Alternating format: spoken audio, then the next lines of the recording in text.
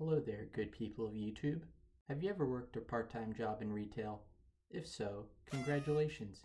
You know how it feels to be set on fire while the only extinguisher nearby is filled with kerosene. If the monotony of doing brainless tasks for 5 to 8 hours straight isn't enough to break your spirit, by God, the eldritch horror known as the general public will surely do their best to take you down. Let's go over one of the most common types of insufferable people you'll meet, the ingrates. These cretins come in all different shapes and sizes. You've got Karens, the land whales, and especially the elderly. They'll find any reason they can to make you feel like an idiot, and after you've attempted to appease them, they'll either walk off without saying anything or give you some kind of snarky remark. One of my favorite instances of meeting an ingrate happened about 2 years ago. I work in a Target connected to a mall, and one day before my shift, I was going to get food. I forgot that I had my badge on already since it was fairly close to my shift, and this little old lady waddles up and sees it. She goes, "Where's the Target, young man?" And since we were halfway down the mall from the Target, I point ahead and go, "It's just down that way, ma'am. Head straight and you'll see it all the way there." Then, just as I assume my advice is satisfactory, she says this, "You're not very helpful, are you?" and just waddles away. After that, I kinda just stared in disbelief, wondering what the hell I did wrong. I looked behind me at the line of people to see if anyone noticed, and the whole family and another guy there were just as flabbergasted as I was. "I am so sorry that you experienced that. You're just doing your job." "Yeah, don't worry about her, man." "I'm not even on the clock yet." It's kinda hit or miss with old people, though. They're either the sweetest people you meet during your shift or the worst. Next up, we have teenagers or delinquents. These organisms evolve as a byproduct of not being loved enough by their parents.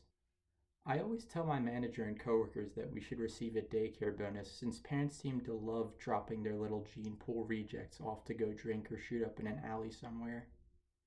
Half the time I just ignore them since provoking them seems to make it worse. But on occasions, I do my best to scare the crap out of them.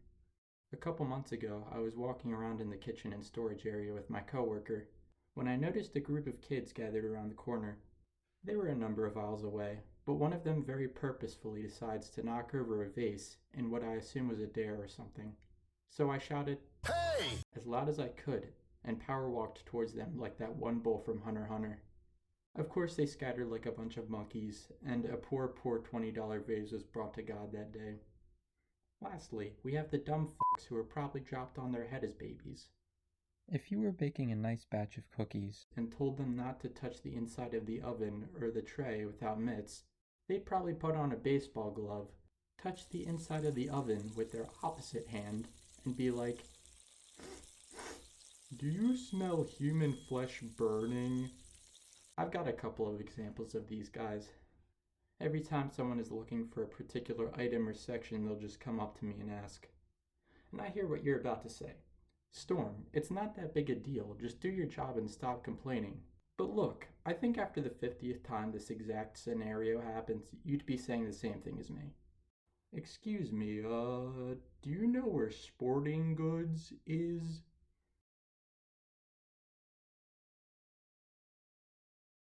No. I don't know where sporting goods is. Sorry. There's big ass signs all over the place saying what each section is or what floor it's on. Just walk around a little. Anyway, I can at least understand when someone is looking for a specific item. But even then, there's a feature in the Target app that will give you an exact map showing you where to find anything. Just a quick Google search of "how do I find items in Target" will give you a WikiHow on how to use it.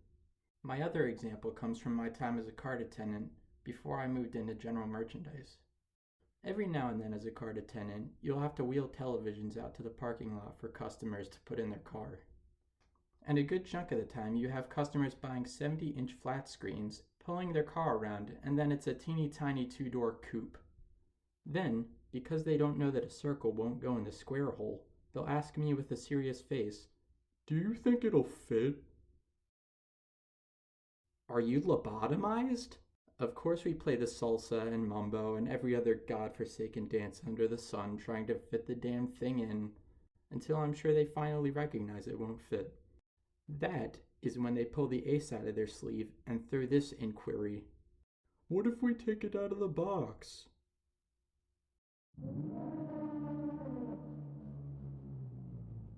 But yeah, that's the gist of the most common type of insufferable people you'll meet working in retail.